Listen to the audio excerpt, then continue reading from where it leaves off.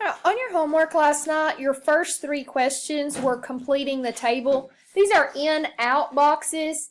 I thought this might help you a little bit. In would be your input and out would be your output. And of course, your inputs are your X's and your outputs are your Y's. Now, the rule that they gave you at the bottom, multiply by 16, that's the function. That's telling you what to do. So you take 1, you multiply it by 16, and you get 16. Then you take 5 and you multiply it by 16 and you get 80.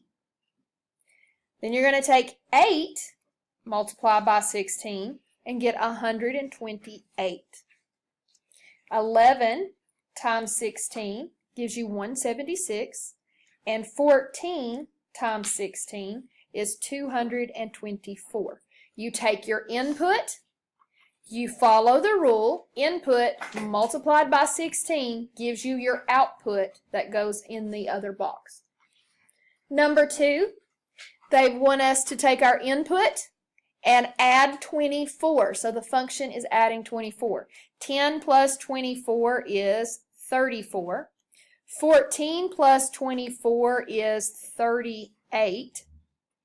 19 plus 24 should be 43.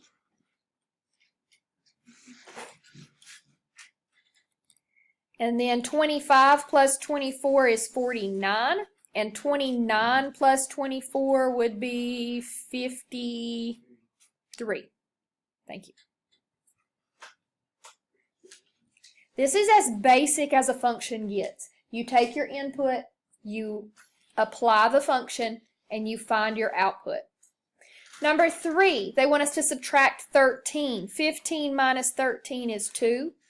29 minus 13 is 16.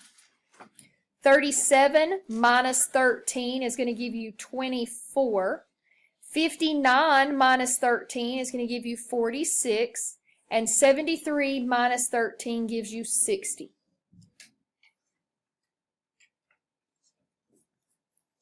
Questions here before I go on.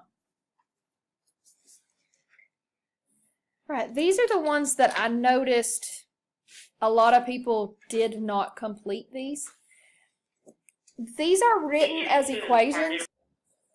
So we've given it to you as an equation. Y, or the output, is equal to negative 2x plus 10. Okay, negative 2 times the input plus 10. Now, I meant to fix this and I overlooked it. That f of x, that should just be a y. That might be where you got confused. I fixed the first one, but I didn't fix the second one. What you had to do is complete the table. Okay, complete the table first. You take your input, negative 3. So negative 2 times negative 3 is positive 6, plus 10 is 16. Then you move to your next input, negative 2. Negative 2 times negative 2 is positive 4, plus 10 is 14.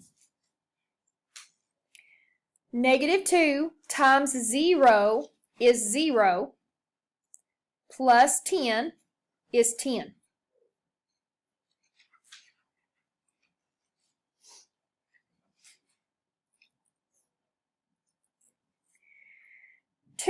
Negative 2 times positive 2 is negative 4, plus 10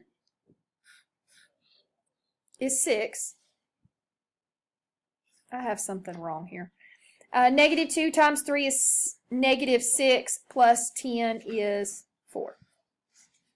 Maybe not. I got that answer too. Okay. Now, this is where some of you just stopped working. Once you have your table, all you have to do is plot the points.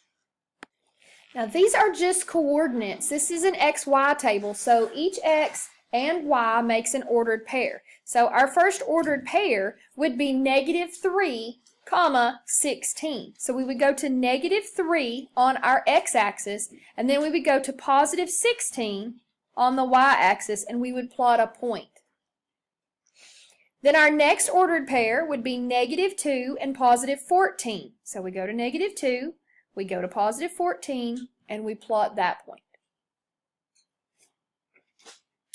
The next one is 0 and 10, which is here.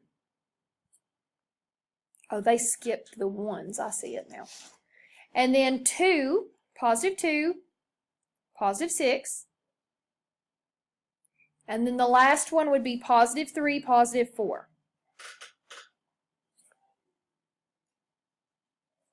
And you should be able to tell from the graph that that is a function because it passes the vertical line test. Now I need you to remember that the vertical line test is when you take your pencil and you take it across your graph vertically. Okay, don't turn it horizontally, you get the wrong answer. Notice how I'm only touching one point at a time, so it is a function. Number 5, y is equal to 6 plus x. So 6 plus negative 2 is 4. 6 plus negative 1 is 5. 6 plus 0 is 6. 6 plus 1 is 7. And 6 plus 3 is 9. Then you plot negative 2, 4. Negative 2, 4 is here. Negative 1, 5. 0, 6. 1, 7. And 3, 9. And you should also be able to tell that that is a function using the vertical line test. Number 6, 2x plus 2 will give us our output. So 2 times 0 is 0, plus 2 is 2. 2 times 2 is 4, plus 2 is 6. 2 times 4 is 8, plus 2 is 10. 2 times 6 is 12, plus 2 is 14.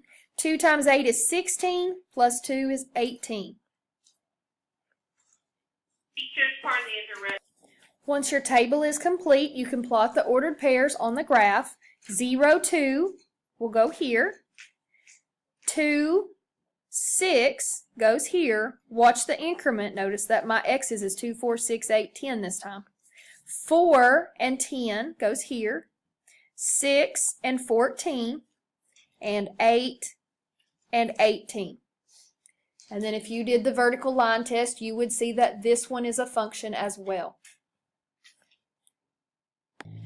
Number 7, y is equal to 2 times x. So we're doubling our input.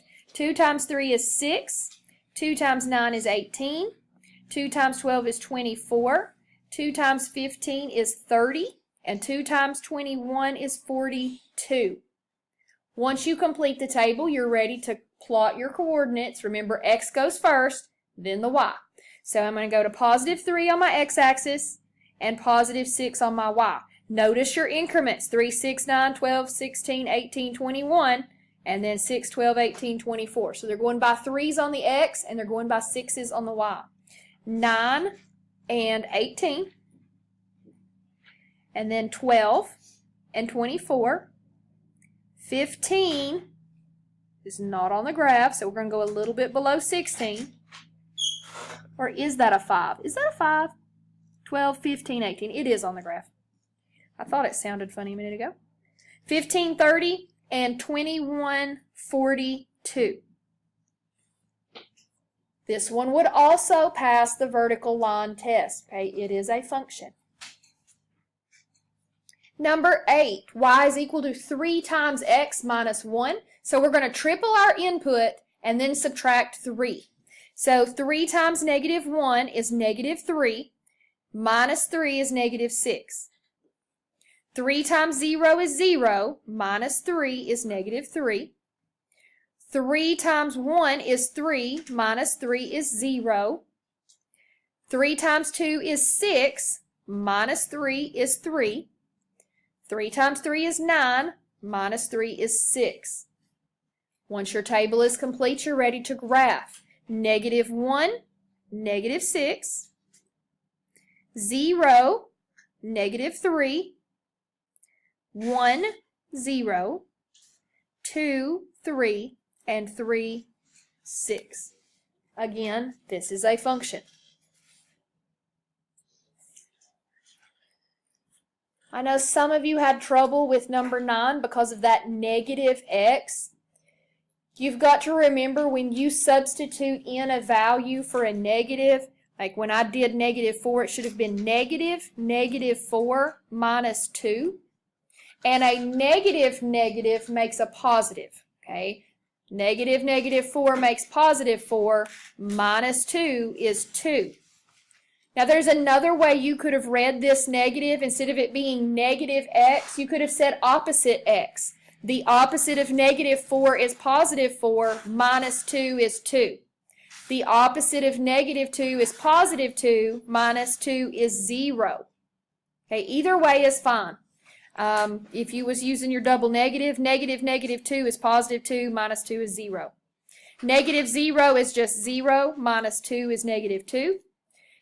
Negative 2 minus 2 is negative 4, or the opposite of positive 2 is negative 2. Minus 2 is negative 4. Negative 4 minus 2 is negative 6.